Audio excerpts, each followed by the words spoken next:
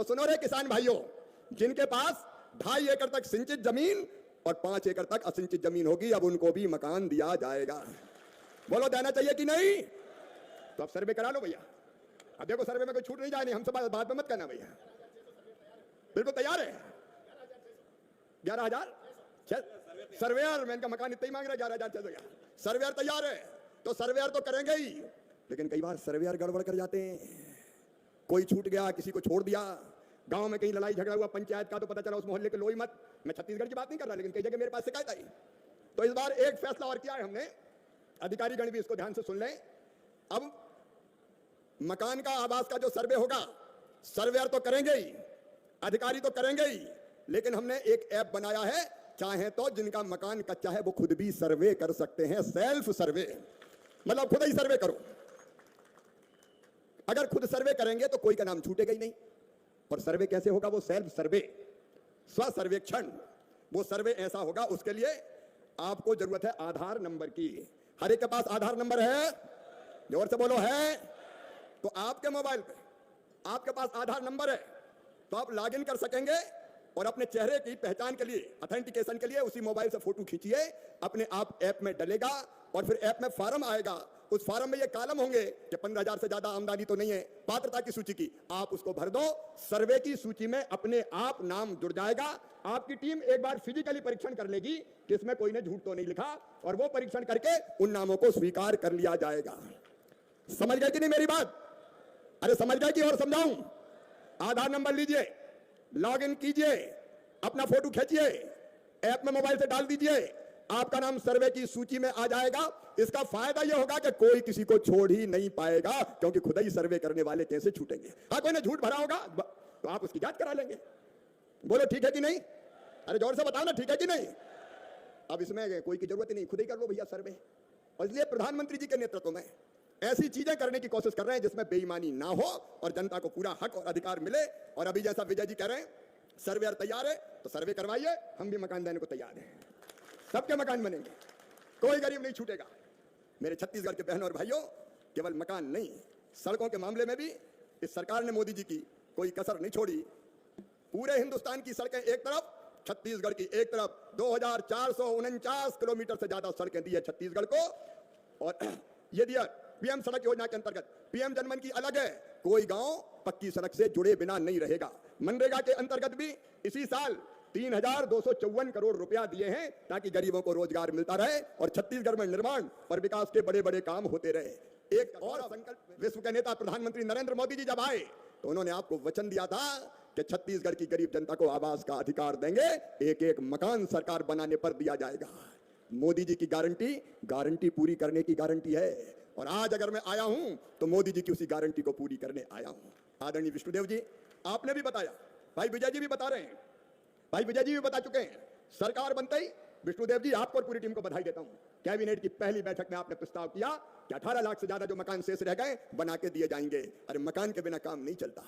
बड़ी बिल्डिंग ना हो, भव्य बंगला ना हो, लेकिन गरीब के बेटा बेटियों को भी छोटा सा घर तो चाहिए, जहां सर्दी, बरसात, गर्मी अपने बाल बच्चों के साथ वो गुजार सके, बेटा बेटियों के साथ गुजार सके। ये सपना मकान का अगर छीना था तो कांग्रेस की सरकार ने छीना था, लेकिन नरेंद्र मोदी जी ने कहा गरीब ही हमारा भगवान है, और इसलिए हिंदुस्तान के 80 करोड़ गरीबों को फ्री में राशन देने का चमत्कार किया तो नरेंद्र मोदी जी ने किया, मोदी जी ने किया। और फिर हमने तय किया हर गरीब को पक्का घर, पक्का मकान। हमारे पक्के मकान खा गए थे कांग्रेस की सरकार वाले, लेकिन आज उन पक्के मकानों का वचन पूरा करने आज का कार्यक्रम आयोजित किया गया है। 8,61,931 आवास पहले दिए थे, 8 लाख से ज्यादा, 8 लाख कितने हजार विजय जी? 8,40,000 से 47,000 वो मकान पहले दे दिए थे। लेकिन फिर एक दिन विष्णुदेव जी, विजय जी आए कि मामा इतने में काम नहीं चल रहा, इस साल और देना पड़ेगा। और हमका पूरे हिंदुस्तान के मकान देख लो और छत्तीसगढ़ के देख लो, एक तरफ पूरे हिंदुस्तान के राज्य है और दूसरी तरफ छत्तीसगढ़ है, लेकिन आपने कहा नहीं अभी तो और चाहिए। तो आज आया हूं तो खाली हाथ नहीं आया, मैं आपको ये निवेदन करने आया हूं कि 3,03,384 घर और इसी साल आपको देने आया हूं।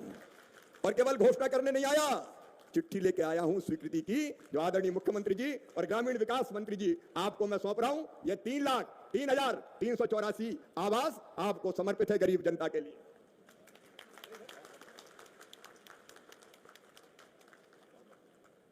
लेकिन इतना ही नहीं, अब इतने ही और बचे 3,03,000 से ज्यादा। तो आज और सुन ले विष्णुदेव जी, मोदी जी की गारंटी पूरी कर रहे हैं। अगले वित्तीय वर्ष शुरू होते ही ये 3,03,000 मकान और छत्तीसगढ़ के गरीबों को समर्पित कर दिए जाएंगे। एक भी गरीब नहीं छोड़ेंगे जो कच्चे मकान में रहता हो। हर गरीब का पक्का मकान होगा, हर गरीब का पक्का मकान होगा। और एक बात और सुन लें, आवास प्लस की सूची से कई नाम रह गए थे। अरे छूट गए कि नहीं छूट गए कई गरीब अभी? अरे बोलो ना, छूटे कि नहीं? और छूट गए तो ये 18 लाख देने से भी काम नहीं चलने वाला। और मकान चाहिए कि नहीं चाहिए? अरे और जोर से बताओ, चाहिए कि नहीं चाहिए? तो आज सुन लें, मोदी जी के आशीर्वाद से जो मकान अभी छूट गए हैं, पात्र हितग्राही रह गए, और कई बार तो पात्र हो जाते हैं। अब एक बाप के 3 बेटा हो गए, तीनों की शादी हो गई, 3 बहुएं आ गई, तो एक ही मकान में रह सकते हैं क्या? बताओ। तो सबके लिए मकान चाहिए कि नहीं चाहिए? इसलिए तो विष्णुदेव आए हैं, भाजपा की सरकार आई है। अब फिर से नए मकानों का सर्वे चालू कर रहे हैं। फिर से सर्वे जो रह गए उनका सर्वे होना चाहिए ना, तो सर्वे शुरू करवा दो। आपकी टीम चीफ सेक्रेटरी से लेकर हमारे ग्रामीण विकास के सब अधिकारी भी बैठे हैं। नया सर्वे चालू 31 मार्च तक पूरा कर लें। और नए सर्वे में भी सुन लो भैया, पिछली बार थोड़ी गड़बड़ हो गई थी। मुझे बताया मुख्यमंत्री जी ने, विजय जी ने, कि साहब जिसके पास 2 व्हीलर होता है, मतलब मोटरसाइकिल, स्कूटर, उसका नाम ही कट जाता है मकान की सूची से। तो बोले आजकल तो 2 व्हीलर सबके पास है। मजदूर भी मजदूरी करने जाता है तो ठाट से मोटरसाइकिल पे बैठ के ही जाता है। सही बात है कि नहीं? अरे जोर से बोलो ना। तो जाता है तो उनके नाम ही कट जाते हैं। और इसलिए अब हमने फैसला किया है कि जिनके पास स्कूटर, मोटरसाइकिल होगी, 2 व्हीलर होगा, उनको भी मकान दिया जाएगा, उनको अपात्र घोषित नहीं किया जाएगा। नंबर 1। और नंबर 2, एक अभियान मोदी जी ने चलाया है, लखपति दीदी अभियान। और दीदियों, मैं ही उसका मंत्री हूं। लाडली बहना के बाद महतारी बंधन आ गई है, आपको बहुत बहुत बधाई। लेकिन अब लखपति दीदी भी बनाना है। और लखपति दीदी बनाना तो आमदनी बढ़ाना पड़ेगा कि नहीं? लेकिन आवास की सूची जो बनती है पात्रता की, उसमें तय कर दिया कि जिनकी आमदनी 10,000 से ज्यादा होगी उनको मकान नहीं मिलेगा। तो हम हमारी लखपति दीदी तो रह जाएंगी। और जब तय कर दिया कि 10,000 रुपया महीना नहीं, 15,000 रुपया महीना भी आमदनी होगी तो भी उसको मकान दिया जाएगा। ठीक है कि नहीं, बताओ। और तीसरी चीज और, कई किसान आए, एक तरफ छत्तीसगढ़ की, एक तरफ 2,449 किलोमीटर से ज्यादा सड़कें दी है छत्तीसगढ़ को। और ये दिया पीएम सड़क योजना के अंतर्गत। पीएम जनमन की अलग है, कोई गांव पक्की सड़क से जुड़े बिना नहीं रहेगा। मनरेगा के अंतर्गत भी इसी साल 3,254 करोड़ रुपया दिए हैं ताकि गरीबों को रोजगार मिलता रहे और छत्तीसगढ़ में निर्माण और विकास के बड़े बड़े काम होते रहे। एक और संकल्प प्रधानमंत्री जी के दिल में है। माननीय विष्णुदेव साहु जी, मैं आपसे निवेदन करना चाहता हूं, आइए हम मिलके ग्रामीण विकास विभाग, कृषि विभाग, बाकी विभाग, हम मिलके एक संकल्प करें कि छत्तीसगढ़ के गांव को गरीबी मुक्त गांव बनाएंगे। मतलब कोई गरीब नहीं रहेगा। पॉवर्टी फ्री विलेज, यह संभव नहीं है, यह किया जा सकता है और हम करके रहेंगे। क्यों गरीबी का अभिशाप रहे। मेरी बहनें सेल्फ हेल्प ग्रुप के माध्यम से काम कर रही हैं, मैं आपको बधाई देता हूं। सेल्फ हेल्प ग्रुप अच्छा काम कर रहे हैं और ताकत से काम करने की जरूरत है। क्यों बहनों की आंखों में आंसू रहना चाहिए? क्यों बहनें हाथ फंसा रहे हैं? आखिर नारी जाति का भी हक है कि वो प्रेम से, आनंद से और आत्मसम्मान के साथ जिए। और इसीलिए तो महतारी बंधन योजना। अब हम बहनों को लखपति तो बनाएंगे ही, इतने तरह के काम शुरू करेंगे कि बहनों की आमदनी साल में 1 लाख रुपया से ज्यादा हो जाए। लेकिन इसके साथ साथ हमारी कोशिश रहेगी लखपति दीदी के साथ साथ उस गांव में हर योजना का लाभ देके, जैसे आरसेटी की हमारी योजना है जिसमें हम प्रशिक्षण देते हैं। अभी एक जिले में एक प्रशिक्षण का केंद्र है, एक जिले में। छत्तीसगढ़ में अब कितने जिले हो गए? कुल 33 है। एक बार आप देख लीजिए, अगर किसी जिले में आरसेटी का प्रशिक्षण केंद्र ना हो तो मेरे अफसर यही बैठे, 2 करोड़ रुपया उस जिले में प्रशिक्षण केंद्र बनाने के लिए मैं तत्काल दूंगा, ताकि आप प्रशिक्षण केंद्र बनाएं और वहां ट्रेनिंग दें ऐसे काम की जिसमें तत्काल रोजगार मिल सके।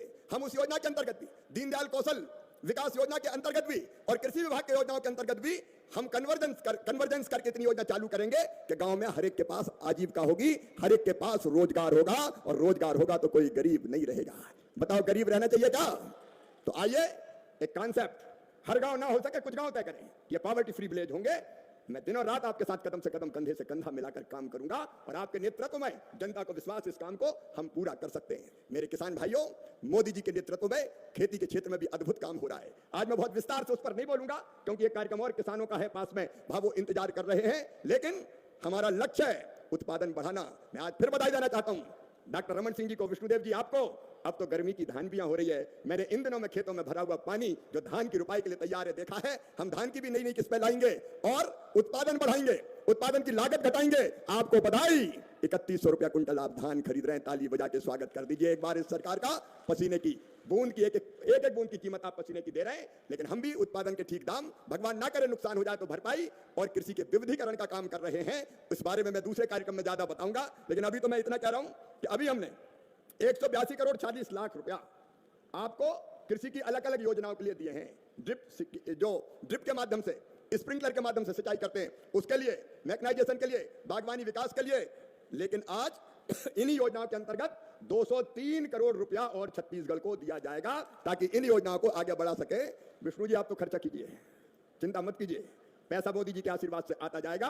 खेती के क्षेत्र में भी आगे बढ़िए और ग्रामीण विकास के क्षेत्र में भी आगे बढ़िए। आज और ज्यादा कुछ ना बोलते हुए मैं केवल यही निवेदन करना चाहता हूं कि जनता के लिए काम करने वाले मोदी जी, ऐसा अद्भुत प्रधानमंत्री मैंने नहीं देखा जो दिन और रात जनता की सेवा में जुटा रहता है। आइए बहनों और भाइयों, हम सब भी संकल्प लें कि जब ये सरकार विष्णुदेव जी की, मोदी जी और विष्णुदेव जी डबल इंजन की सरकार हमारी तस्वीर और तकदीर बदलने के लिए काम कर रही है, तो हम भी सरकार का साथ देने में कोई कसर ना छोड़ें। बोलिए सबका साथ मिलेगा। तो एक बात और अंत में, प्रधानमंत्री जी का भी संकल्प है। 2 मिनट में वो बात कहकर मैं अपनी बात समाप्त करूंगा। मेरे बहनों और भाइयों, छत्तीसगढ़ वालों, इस देश में और कुछ होना हो